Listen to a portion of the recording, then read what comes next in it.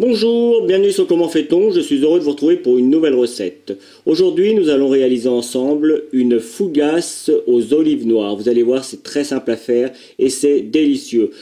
En général, on utilise la fougasse pour les apéros, mais elle peut être dégustée tout au long du repas, il n'y a aucun problème. Vous avez maintenant les ingrédients qui sont directement sur la vidéo, donc place à la recette. Juste avant de pétrir la pâte et surtout de hacher les olives, je vais diluer ma levure dans de l'eau. Vous voyez, j'avais la totalité de mon eau, c'est ça pour ma recette. J'en ai prélevé un petit peu, de façon à mettre ma levure fraîche. Alors si vous faites la recette dans un batteur, hein, ce qui est tout à fait possible, là je la fais à la main parce que je sais que bon nombre de mes abonnés n'ont pas forcément de batteur, donc je vais simplement vous prouver que ça se fait très facilement à la main. Ça demande un petit peu plus de travail, mais bon, après c'est pas très compliqué. Mais pour la faire à la main, il faut que la levure soit diluée parfaitement. Sinon, elle va avoir du mal, comme le pétrissage, j'ai pas tout à fait le même, elle va avoir du mal à se mélanger. Donc pour ça, on la met juste, c'est de la levure fraîche, ça se dilue très vite. Vous voyez, là on pourrait presque la mettre. On va la laisser se diluer tranquillement. Pendant ce temps-là, on va s'occuper des olives. Alors les olives noires dénoyautées. Là encore, on pourrait prendre un batteur, un petit hachoir. Moi, je ne le conseille pas parce que c'est quand même le but, c'est de retrouver des morceaux plus ou moins gros. Donc, je ne me rappelle plus si je l'ai dit. Évidemment, on enlève les noyaux si vous avez des noyaux dans les olives. De toute façon, pour les hacher, ça va être plus simple. Le mieux, c'est d'acheter des olives dénoyautées. Et puis simplement, on va venir, vous voyez. Alors, ça prend un petit peu de temps parce que du coup, comme ça roule, il faudrait presque, vous voyez, les écraser un petit peu. On peut faire comme ça, mais après la présentation est un petit peu moins jolie. Mais l'avantage, c'est qu'une fois qu'on a fait comme ça, on peut les hacher comme on veut. Et là, le but, c'est de les hacher pas trop finement, mais il ne faut pas non plus qu'elles restent entières. Le mieux, vous voyez, c'est de faire des petites lamelles comme ça. Là, c'est bien. Alors évidemment, je ne vais pas faire toute la vidéo avec les autres olives, vous avez compris le principe.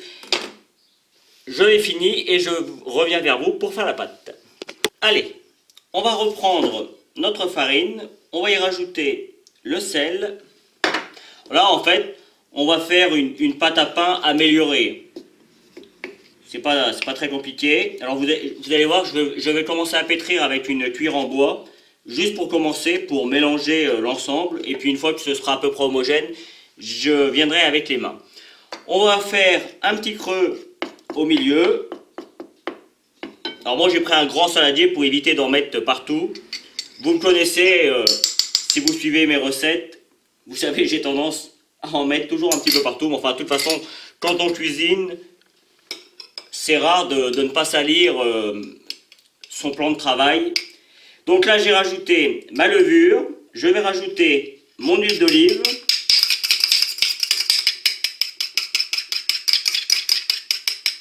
Alors l'huile d'olive, hein, c'est important. Maintenant, si vous n'aimez pas l'huile d'olive, vous pouvez toujours la remplacer par de l'huile de colza, ça marchera aussi très bien. Le reste des ingrédients, on les mettra, mais un petit peu plus tard. Je vais commencer à mélanger l'ensemble, je vais commencer à faire ma boule, à faire ma pâte, et puis après on rajoutera, voyez, l'eau, on vient mettre ça au dernier moment, au fur et à mesure, pas au dernier moment mais au fur et à mesure. Évidemment, si on n'en a pas assez, on va en rechercher.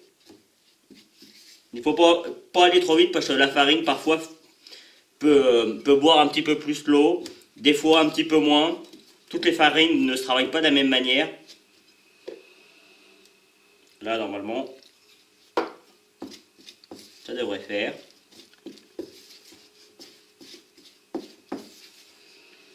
Pas très compliqué. Voilà, là je mets toute mon eau et je mélange. Quand la pâte devient homogène, c'est le moment de prendre, d'y aller avec les mains.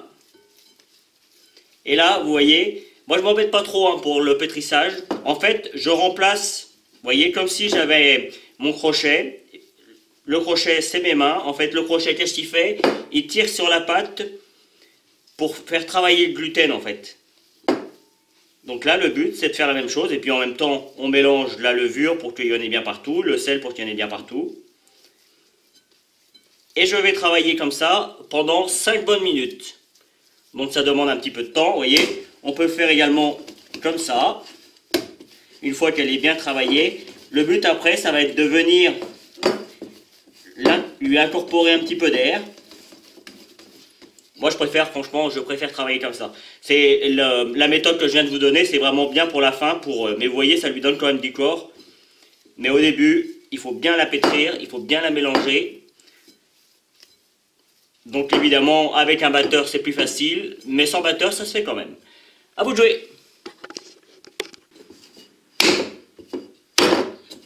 Vous voyez là, ma pâte arrive en fin de pétrissage. Ça fait 5 bonnes minutes que je la travaille.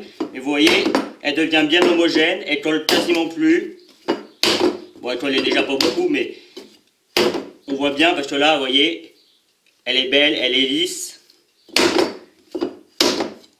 C'est le signe d'une pâte qui est presque travaillée. Et vous voyez, je la finis en lui donnant ce qu'on appelle du corps. En fait, encore une fois, hein, je remplace le batteur. Le batteur, lui, il fait comme ça, hein, c'est tout à fait le même travail. Sauf qu'avec le batteur, c'est un petit peu moins fatigant. Voilà. Maintenant, on va y rajouter les olives. Et moi, je rajoute un petit peu de fromage. Alors, vous allez dire, le fromage, il est un petit peu collé. C'est simplement parce que je le mets au congélateur pour éviter de le perdre. Et de cette manière, j'en ai tout le temps. C'est pas tellement un problème. Là, le fait qu'il soit froid, ça va juste retarder un tout petit peu la pousse de ma pâte. Mais voilà, c'est tout. Au lieu de mettre une demi-heure de première pousse, je vais mettre 1 heure et puis ça ne changera pas. Voilà, c'est une petite astuce hein, pour vous qui m'écoutez. Si vous voulez toujours avoir du gruyère, des fois, moi je vis tout seul, donc des fois il me faut juste un petit peu de gruyère et puis après je suis pendant plusieurs jours sans manger. Donc le mieux c'est de le mettre au congélateur et puis vous sortez juste la quantité que vous avez besoin et le tour est joué. Donc là maintenant, alors juste pourquoi je rajoute du gruyère dans la fougasse, c'est simplement pour lui donner un petit peu de couleur, alors du goût aussi hein, évidemment, mais également de la couleur pendant la cuisson.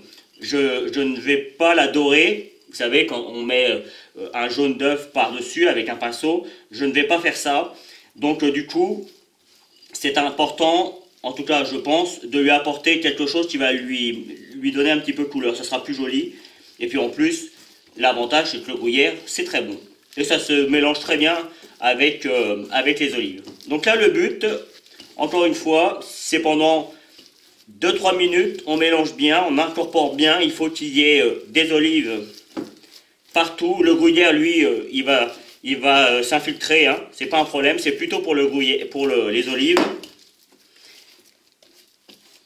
Alors, je vous avoue que si cette recette vous plaît, j'en ferai avec d'autres choses. J'en ferai tout fromage, par exemple. Fougasse tout fromage, c'est vraiment très très bon. Vous voyez, ça a tendance à former des blocs, donc on retourne et on pétrit dans le sens inverse. Le but c'est qu'il y en ait vraiment partout. C'est une fougasse aux olives, donc il faut des olives.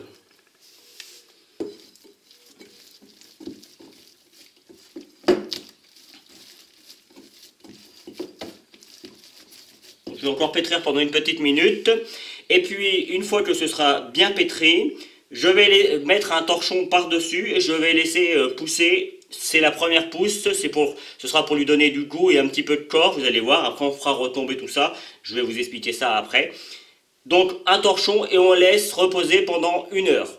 Enfin, une demi-heure si, comme moi, vous n'avez pas mis de fromage froid. Mais si il fait un petit peu froid, vous êtes dans une maison où il fait pas très chaud, dans ce cas-là, 1 heure c'est très bien. Si par contre vous êtes en plein été et que vous le faites, là au bout d'une demi-heure ce sera bon.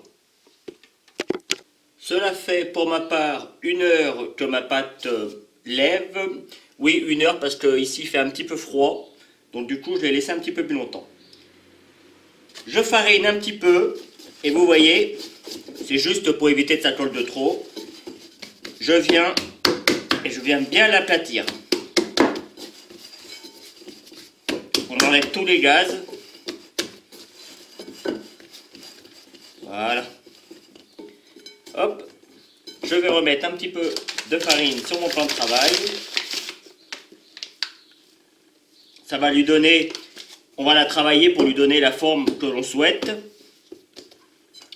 Entre-temps, j'ai préparé, je vais vous la présenter, une plaque que j'ai huilée. Je ne sais pas si on voit l'huile, hein. Si, je pense qu'on voit.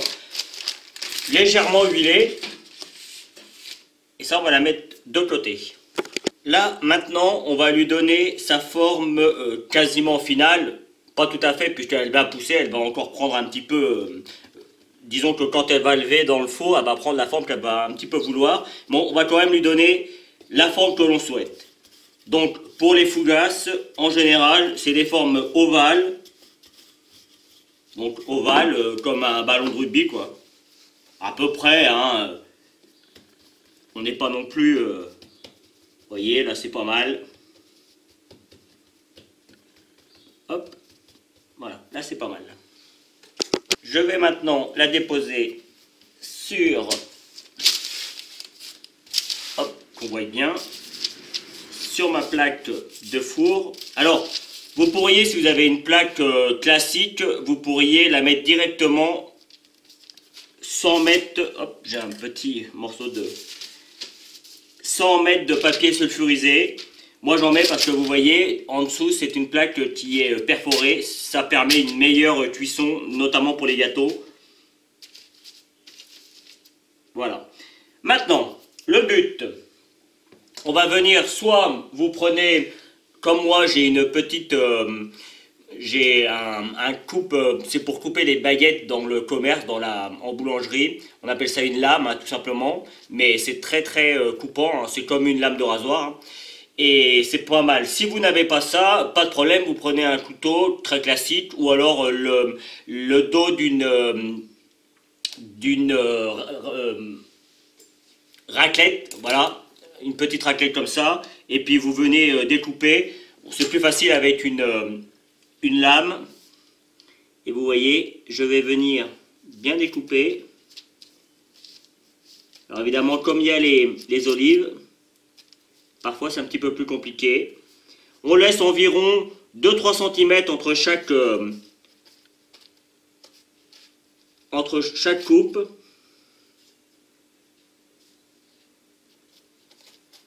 Après, la coupe, on pourrait faire de différentes manières, hein.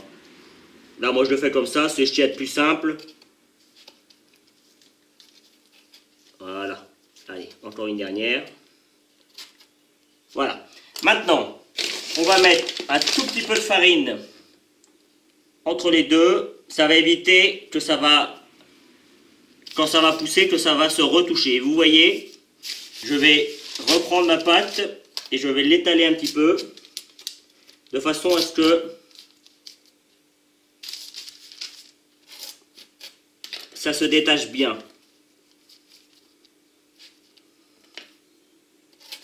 On n'hésite pas à redonner des petits coups au besoin. Voilà, là comme ça c'est superbe. On pourrait l'étaler un petit peu si on voulait. Voilà. C'est reparti pour une bonne demi-heure de pouce. À nouveau, on remet le torchon par-dessus. On laisse à température ambiante, hein. Si vous voulez être un petit peu plus rapide, si vous avez un four qui descend à 30 degrés, vous pouvez le mettre dans le four. Au bout de 10-15 minutes, vous pouvez après le sortir, préchauffer votre four à la température initiale et ce sera bon. Moi, j'aime bien faire les choses naturellement. Il faut toujours prendre, avec la pâte, il faut toujours prendre le temps. C'est important. On ne se presse pas. ça va donner la levure, si elle est poussée trop vite, ça donne un goût différent, c'est moins bon. Quand la levure prend son temps, que la pâte prend son temps de fermenter, c'est meilleur.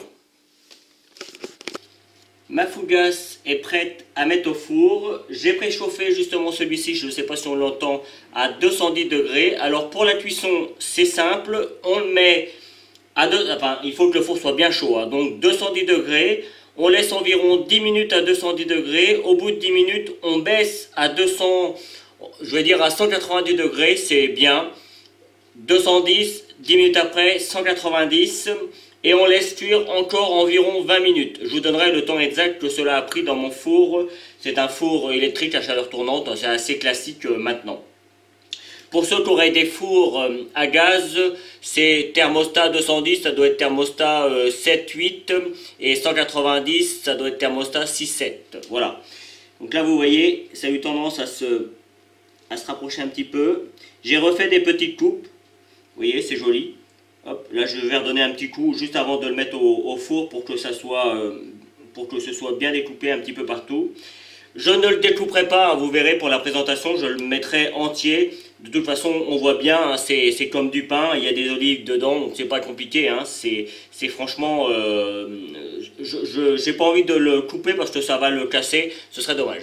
Donc là, place à la cuisson. Et voici le résultat final. Alors, côté cuisson, pour ma part, c'est comme je vous ai dit.